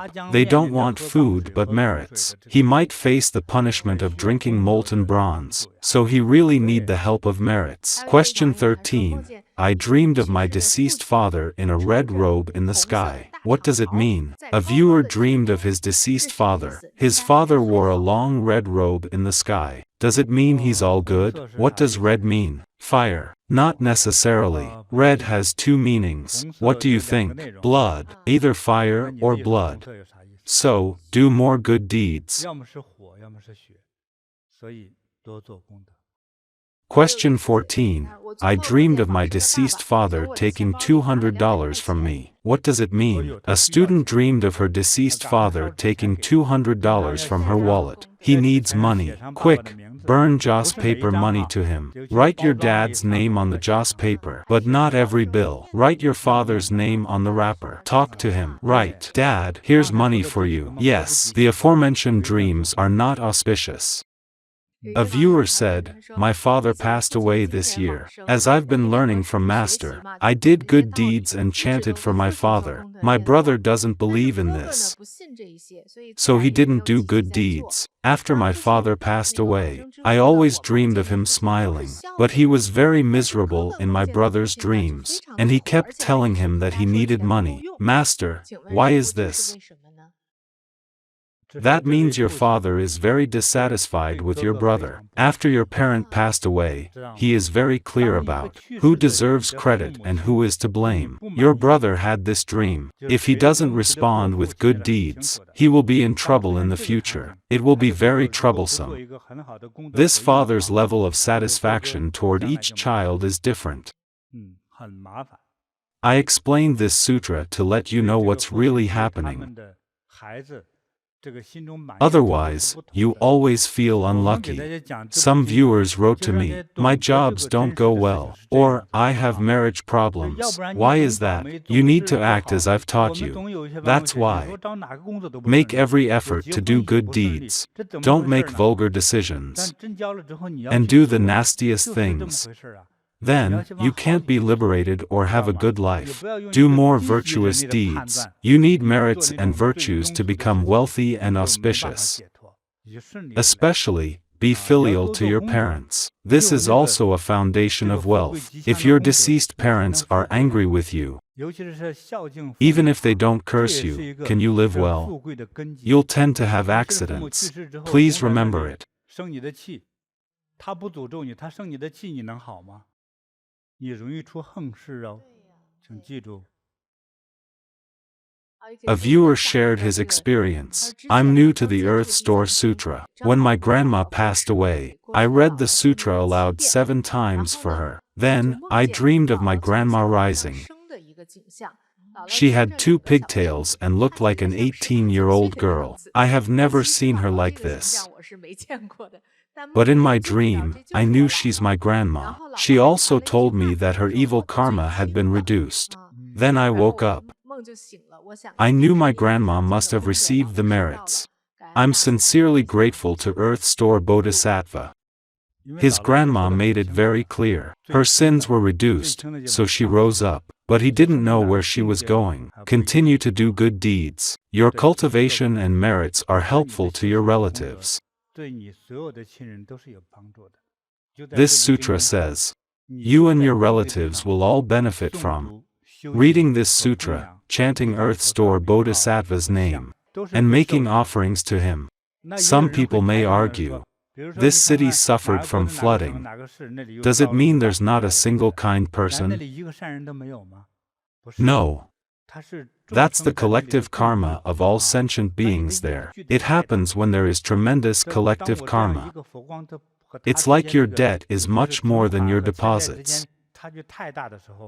Disasters will still come. But blessed people will not suffer from disasters. They will be scared but safe. The flood will lift the blessed people into trees, or on top of houses. Some people with great merits accidentally fell into the Yellow River, but were saved by a turtle. It's hard to imagine. Some people will die after falling into a deep river, because of the cold water and underwater grass. But some people will be saved after falling into deep wells or rivers. They'll be saved by some divine creatures, like fish or turtles. Rare people are blessed like that. If you're blessed, someone will save you. Whether it's divine fish, turtles, or deities, you won't die. You have your mission to do positive things. That's it. So what is merit? It's like positive energy. If someone with merits goes to a burning hell, the fire will not come near them, and they'd feel cool. Not to mention Earth Store Bodhisattva, who has great merits. I've spent lots of time in the southern areas of China. It was so hot that the locals fanned each other. I still wore a lot of clothing while teaching. Many lights aimed at me. But it wasn't hot for me. I went to Guangzhou on August 3rd. I still slept under a duvet. It wasn't hot for me. Maybe it was because I had a strong sense of responsibility. Local people felt too hot to fall asleep. Many Cantonese grab late-night snacks. Right? They're all skinny because of the heat. It didn't affect me. I fell asleep when it was time. Now that we've learned the Earth Store Sutra, we should realize the Bodhi heart to benefit all sentient beings. After listening to Master's teaching on this chapter, I'm really moved. Now I can really understand the last sentence in this chapter. Countless ghosts and deities in the Trayastrimsa heaven have realized immeasurable bodhicitta. Now, I understand what the Bodhi heart is, and I have the same aspiration. We should spread Earth Store Bodhisattva's teachings, like what we should do, his wishes, etc. Tell more and more people. Let them understand these principles so they won't go to hell. You understand it very well. I hope all participants can realize the Bodhi heart. Received. Many people may ask what Bodhi heart is. It's the heart that aims to benefit all sentient beings, also called the altruistic heart, compared to the selfish heart of ordinary people. An altruistic heart is the heart of bodhisattvas, and a Bodhi heart. I hope everyone here aspire to have the Bodhi heart, to benefit all sentient beings. Have a great compassionate heart. Received. Treat Buddhas and Bodhisattvas sincerely. Received. Will leave sufferings and gain happiness. Received. I wish you all auspiciousness and happiness. Received. Boundless Dharma joy. Received. Full of wisdom. Received. Longevity. Received. See you next time. Thank you, Grandmaster.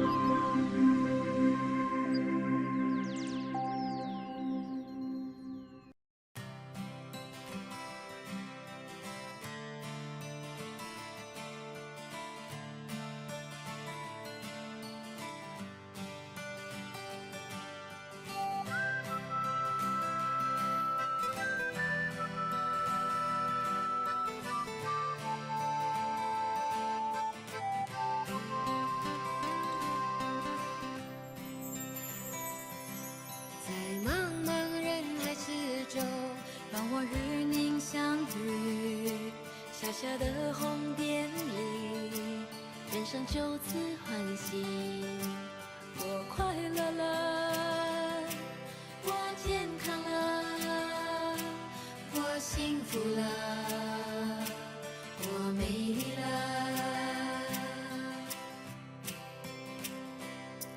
在茫茫人海之中，让我与你相遇。小小的红点里，人生变得神奇。我智慧了，我宽容了，我慈悲了，我自在了。因为有了你，生命变得更坚定，不忧忧无虑。因为有了你，日子不再有哭泣，不再有恐惧。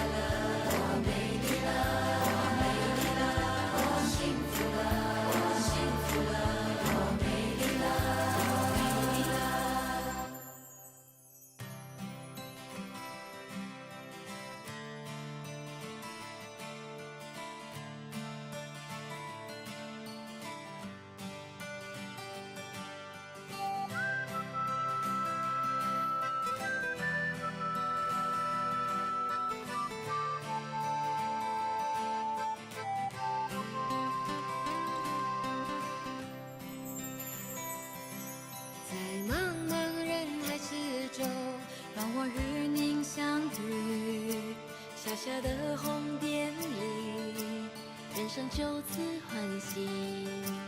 我快乐了，我健康了，我幸福了，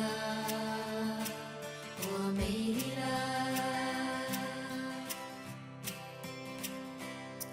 在茫茫人海之中，让我与你相遇。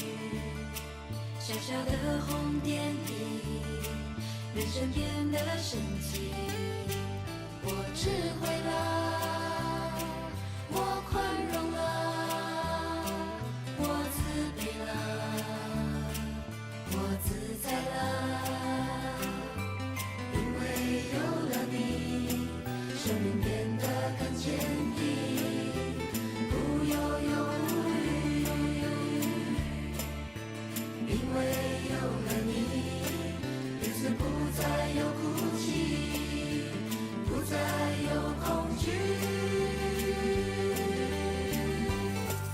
我快乐了，我快乐了，我健康了，我健康了，我幸福了，我幸福了，我美丽了，我美丽了。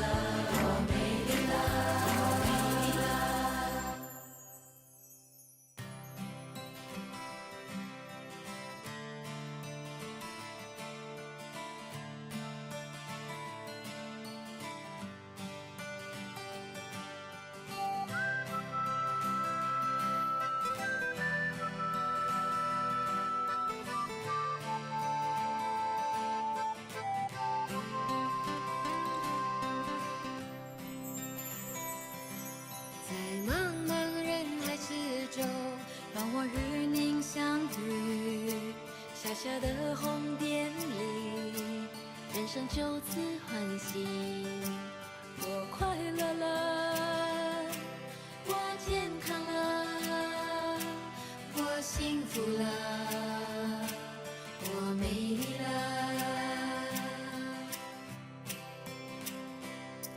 在茫茫人海之中，让我与你相遇。小小的红点里，人生变得神